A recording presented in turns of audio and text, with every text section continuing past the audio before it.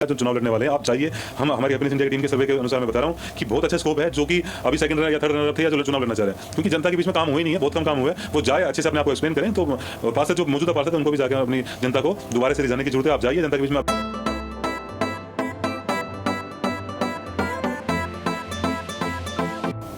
नमस्कार, मैं राशिका आप सभी का स्वागत करती हूँ आपके पसंदीदा चैनल हैप्पीनेस इंडिया में।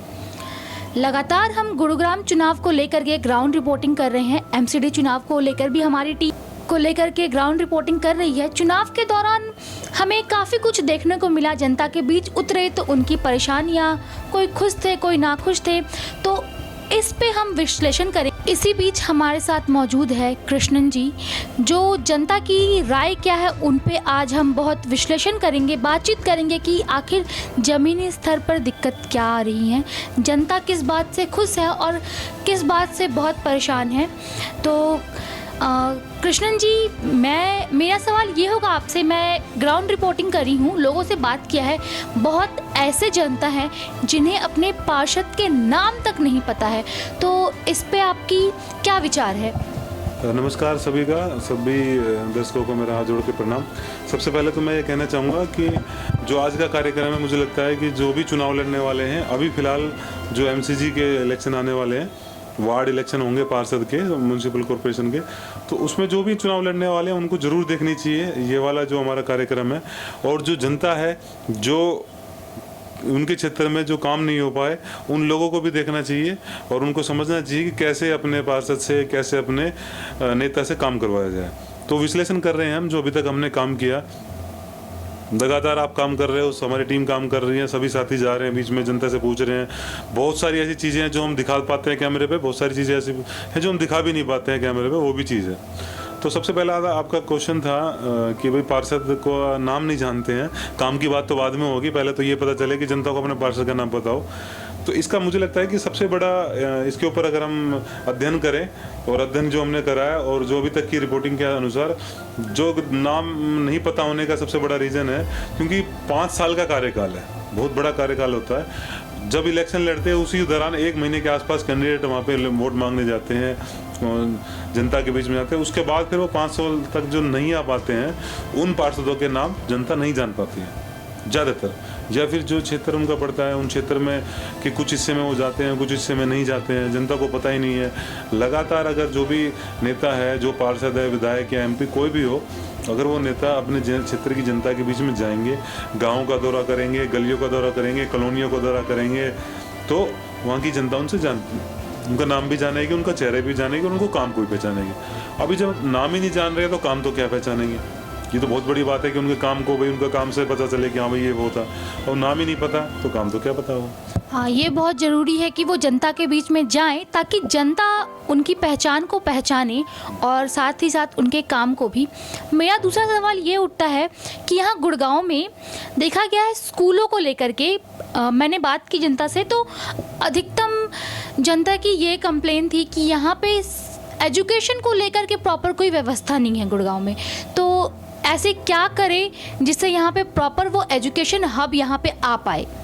देखिए, एजुकेशन को लेके जो हमने सवाल किए थे जनता से, जो आपने सवाल किए थे, उसको लेके जो उनके क्वेश्चन निकल के आए थे या फिर उनके जो उन्होंने जवाब दिया, उसमें सब में ये एक इसी प्रकार की वो थी, सबके मन में एक वो था कि जो गरीब जनता है, जो मिडिल क्लास है, वो सरकारी स्कूलों में पढ़ाना तो चाहते हैं, पर वो इस वजह से नहीं पढ़ा पा रहे हैं क्योंकि सरकारी स्कूलों का इंफ्रास्ट्रक्चर है वो बिल्कुल ही बेकार है। कई स्कूलों में, मोस्टली स्कूलों में तो बेंच नहीं है बैठने के लिए, है ना कोई व्यवस्था है, ना लाइट का पता है, ना पंखे है, ना कोई इन्वर्टर है, और ना कोई पानी पीने की कोई साफ व्यवस्था है। बहुत सारी ऐसी व्यवस्था है जिसकी वजह से पेरेंट्स ये चाहते हैं कि ये जो मूलभूत सुविधा है वो तो मिल जाए। अगर वहाँ के टॉयलेट की बात करें तो बिल्कुल गंदे होते हैं बहुत ज़्यादा, जो पेरेंट्स ने बताया, जो लोगों ने बताया कि भाई हम असुविधा होने की वजह से ज़्यादा नहीं भेज पाते हैं।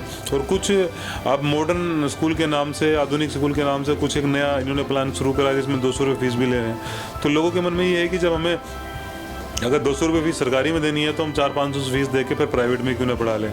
और एक लगातार जो बड़े प्राइवेट स्कूलों का एक फैलता हुआ जाल है उसको क्रैक ना कर पाना सरकार का, उसको लेकर भी एक बहुत बड़ी चुनौती है। क्योंकि आज हम अगर किसी मिडिल क्लास आदमी की कमाई की बात करें तो उसका अधिकांश जो उसका हिस्सा है वो बच्चों की एजुकेशन में और हेल्थ में, इन दोनों चीज़ों में चले जाता है। या तो उनको बच्चों की पढ़ाई करा ले, ट्यूशन भी भेजना होता है, स्कूल में भी भेजना होता है, स्कूल के उसके बाद फिर स्टेशनरी भी है, फंक्शन है, बहुत सारी चीज़ें हैं। उसके अलावा अगर घर में कोई भी एक साल में 1 या 2 बार बीमार हो गया तो हॉस्पिटल का खर्चा अच्छा खासा आता है। तो ये 2 चीज़ें जो है वो आदमी की कमर तोड़ देती हैं। और ये 2 चीज़ें ही किसी भी गवर्नमेंट को, किसी भी नेता को देना बहुत ज़्यादा ज़रूरी है, जिससे कि जनता उनके मन में एक अपने नेता के लिए, अपने पार्षद, विधायक, MP के लिए एक सकारात्मक ऊर्जा है। अब जो इसके मेरे ख्याल में अगला क्वेश्चन आप साथ में वो डिस्पेंसरी वाला भी करोगे तो वो आप अगर पूछोगे फिर मैं बताऊंगा उसका, अभी मैं मिक्स नहीं करना चाह रहा। तो स्कूल को लेके ये है कि गवर्नमेंट को काम करना बहुत ज़रूरी है और वहाँ के पार्षद को का दायित्व है कि वो कैसे ना कैसे करके अपने वार्ड के अंदर सरकारी स्कूल बहुत जरूर लेगा। कई वार्डों में तो हमें ऐसा देखने को मिला हो कि वहाँ पे स्कूल ही नहीं है। हाँ, बहुत वार्डों में लोगों ने कहा कि यहाँ पे स्कूल नहीं है और जहाँ है वहाँ पे जर्जर हालत है। तो पहले तो स्कूल लेकर आए, उसके बाद उसका स्कूल का आधुनिकीकरण करके एक मॉडल स्कूल जनता को देने का पेश करे। अगर किसी एक वार्ड में भी अच्छी व्यवस्था होगी तो उस वार्ड से प्रेरित होकर सारे वार्ड बोलेंगे जिला प्रेरणा लेगा, फिर राज्य प्रेरणा लेगा, फिर देश प्रेरणा लेगा। तो पार्षद को सबसे पहले जो है, क्योंकि अगर अच्छे स्कूल होंगे और अच्छा हेल्थ सिस्टम होगा तो मिडिल क्लास की आधी से ज़्यादा उनकी कमाई उनको सेव हो जाएगी। जी, मैंने लगातार जनता से बात किया, उनसे बात करने पता चला कि डिस्पेंसरी बहुत जगह तो नहीं थी और कहीं कहीं उन्होंने मुझे बताया कि अभी 2-4 महीने पहले या 1 महीने पहले डिस्पेंसरी खुली है। ये MCG चुनाव के नज़दीक आकर के ये करने के पीछे उनका क्या प्लान होगा, या फिर क्यों ये अभी की और क्यों अपने पिछले 5 साल के कार्यकाल में ये चीज़ उनसे चूकी? अब देखिए, डिस्पेंसरी होना और अस्पताल होना तो बहुत ज़्यादा ज़रूरी है। और आप ये कह रहे हो कि डिस्पेंसरी 1 महीने पहले आई, 2 महीने पहले आई, देखो बहुत गलत है। स्टार्टिंग में आ जानी चाहिए। पर मैं तो ये मान रहा हूँ कि 2 महीने पहले भी आई, चलो वहाँ उस वार्ड में आई तो सही। कई सारे वार्ड ऐसे हैं जहाँ है ही नहीं, या पुरानी डिस्पेंसरी होते हुए भी सुचारू हालत में काम नहीं कर रही। क्या है जो मेरा खुद का आकलन है, आप भी लगातार सर्वे कर रहे हो, मैंने भी बहुत ज़्यादा पहले लगातार जाके लोगों से भी बातचीत की है और लोगों की समस्याओं को जानने का प्रयास किया है। तो अभी क्या है, डिस्पेंसरी बहुत पहले से है। मेरे ख्याल में डिस्पेंसरी का अगर मैं बताऊं, जो ये होती है PHC, ये लगभग 30-35 साल पहले ही आई थी। उसके बाद से कोई उस पर काम नहीं किया गया है, ना कोई उसके ऊपर कोई नई रणनीति आई है, ना कोई इसके ऊपर कोई ऐसा कि उनको ठीक ठाक कराया जाए, सुधार किया जाए, उनमें और कुछ डेवलप किया जाए। तो वो तो हो ही नहीं रहा है। उसके अलावा वो भी सुचारू नहीं चल पा रही है। अब वहाँ पे एक डिस्पेंसरी में एक डॉक्टर की तो व्यवस्था होती है।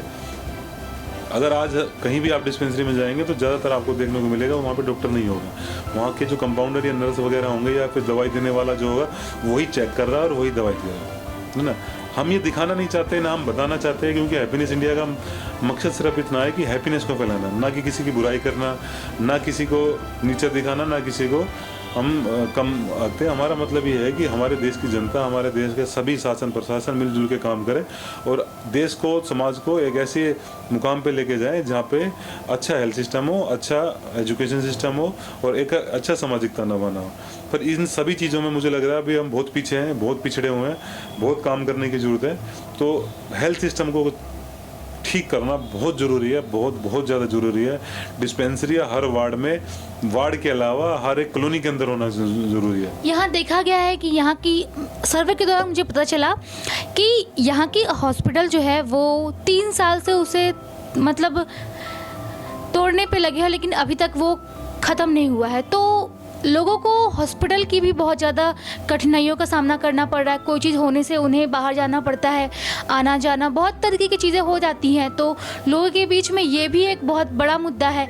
तो इस पे बहुत काम करने की ज़रूरत है। तो इस पे एक्शन कब होगी? देखिए, बहुत बढ़िया बात कही आपने। जो पहले तो एक ही हॉस्पिटल था, अभी हालांकि अब भी एक ही हॉस्पिटल है, क्योंकि वो जो पुराना हॉस्पिटल था वो तोड़ दिया गया, एक उसको शिफ्ट कर दिया गया सेक्टर 10 के हॉस्पिटल में। तो ये एक सिविल हॉस्पिटल के नाम से जाना जाता था। बस स्टैंड के पास, ये सरकारी स्कूल के पास, सदर बाज़ार के पास हॉस्पिटल है। ये बहुत ही पुराना हॉस्पिटल है और इसके ऊपर बहुत ही दबाव भी था। इसको कभी बात हो रही थी कि इसको बढ़ाया जाएगा, अब तो तोड़ ही दिया गया, काम ही नहीं हो रहा है। तो ये एक फेलियर है गवर्नमेंट का, मुझे लगता है कि बहुत बड़ा फेलियर है अगर इसको सुचारू रूप से नहीं चला पाना। मैं बात करूं कि जहाँ जहाँ हमने सर्वे करे हैं अभी तक, वार्ड 18 में, वार्ड 20 में, वार्ड 10 में और वार्ड 28 में और भी कई वार्डों में, तो ये सभी वार्ड इससे सीधा डायरेक्ट कनेक्टेड है इस। हाँ जी, ये पूरा डायरेक्ट कनेक्टेड है। वहाँ के लोग बहुत ज़्यादा परेशान हैं इस मुद्दे को लेकर के। मतलब आधा गुड़गांव इस हॉस्पिटल से कनेक्ट हो सकता है। जो वार्ड 8 है, वार्ड 6 है, 5 है, 4 तो नहीं है, वार्ड 10 है, 11 है, 12 है, 13 है, ये भी हॉस्पिटल के नज़दीक लगते हैं। तो अगर हम सर्वे करेंगे तो वहाँ उन लोगों की भी यही समस्या सामने को आएगी। हाँ, हाल फिलहाल में सत्तारूढ़ पार्टी ने, जो हमारे कुछ लोगों ने बताया भी, उनके कार्यालय भी बन गए, एक रेस्ट हाउस बना हुआ है, बहुत बड़ा रेस्ट हाउस बना हुआ है। अगर हम सोना रोड के नज़दीक बात करें तो वो कैसे तैयार हो गया, वो कैसे वर्किंग है। एक हॉस्पिटल 3 साल से टूटा ही नहीं जा रहा है, उसको निर्माण की तो बहुत बात की बात है। तो ये यहाँ के नेताओं को इसके ऊपर ऑब्जेक्शन उठाना चाहिए, यहाँ के MLA को, MP को और यहाँ के सभी पार्षदों को मिलकर हॉस्पिटल के लिए आवाज़ उठानी चाहिए। ना ये आवाज़ उठा रहे, ना जनता आवाज़ उठा रही है। आज माहौल ऐसा बन गया है कि जनता को इतने सरकारी कामों में उलझा दिया गया है कि वो बेचारे परेशान इतने हैं। कभी आधार कार्ड बनवाओ, कभी फैमिली कार्ड बनवाओ, कभी ये बनवाओ, कभी वो बनवाओ, कभी आज ये तुम्हारा रह गया, आज बैंक का ये नया जमा कराओ, कभी KYC कराओ। तो वो उलझे हुए हैं। जब वो उलझा होगा आदमी तो कुछ सवाल कर ही नहीं पाएगा। तो इन उलझनों से दूर करना चाहिए, ऐसी व्यवस्था बनानी चाहिए कि डोर स्टेप पे उनको ये सुविधाएं मिल जाए। आज आपने कोई नई स्कीम ला रही है गवर्नमेंट, तो उनका फर्ज बनता है उनके घर पे जाके, आपके पास कर्मचारी है, नहीं तो कर्मचारियों को भर्ती किया जाए, उनसे काम कराया जाए। आप पहले तो उनसे स्कीम लाओ, फिर उनके जहाँ उनका ऑफिस है वहाँ धक्के खाओ, फिर उनके सिस्टम काम नहीं करते हैं, है ना, पता चले कि सिस्टम ही काम नहीं कर रहा, फिर 2 दिन बाद फिर आओ, फिर डेट देते हैं, ये सारा। और यहाँ पार्षद को जो लेके जो बात करें तो पार्षद का एक वो तो आवाज़ उठा ही नहीं रहे बिल्कुल भी। तो ये सिचुएशन है। बिजली पानी को लेकर के यहाँ पे जनता काफ़ी परेशान है और देखा गया है सड़क पे कई जगहों पे बहुत गड्ढे हैं, तो उससे भी जनता परेशान है। तो ये जनता की परेशानी दूर कैसे होगी? देखिए, जनता की परेशानी तो वहाँ के पार्षद दूर करेंगे, जिन लोगों से हमने सर्वे किया। अब मैं जब भी कह रहा हूँ कि सभी पार्षदों को ये सर्वे करना चाहिए कि पार्षद का नाम ही नहीं जानते हैं, कैंडिडेटों को तो बहुत दूर की बात है, उन कैंडिडेटों को काम करना पड़ेगा। जो और ये भी देखा गया है कि सही में बहुत जनता परेशानी से ग्रस्त है, लेकिन कैमरे पे खुल के अपनी बात नहीं रखना चाहते। वो कहीं ना कहीं बोलते हैं कि मैडम जी माफ़ कर दो। हम कैमरा बंद रहता है तो बहुत अच्छे से बोल लेते हैं, कैमरा ऑन होते ही बोलते हैं मैडम माफ़ करो हमसे, अभी ये नहीं हो पाएगा।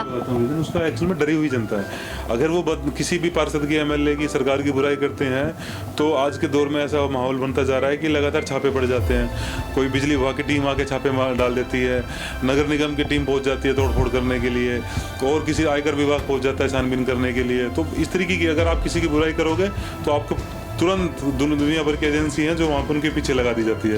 तो ये इसे तो एक नाकामी के रूप में ही देखा जा सकता है। नाकामी तो है ही, पर ये तानाशाही देखो ना कितनी भयंकर है। अगर आप आज लोकतंत्र में ये होता है कि लोकतंत्र में एक दूसरे अगर कोई कमी है तो आवाज़ उठानी चाहिए, यहाँ तो बोलने नहीं दिया जा रहा। और दूसरी मैं बात कह रहा था कि पार्षदों को काम करना पड़ेगा जो चुनाव लड़ने वाले हैं। आप चाहिए, हम हमारी हैप्पीनेस इंडिया की टीम के सर्वे के अनुसार मैं बता रहा हूँ कि बहुत अच्छा स्कोप है जो कि अभी 2nd या 3rd रनर अप थे या जो चुनाव लड़ना चाह रहे हैं, क्योंकि जनता के बीच में काम हुए ही नहीं है, बहुत कम काम हुए।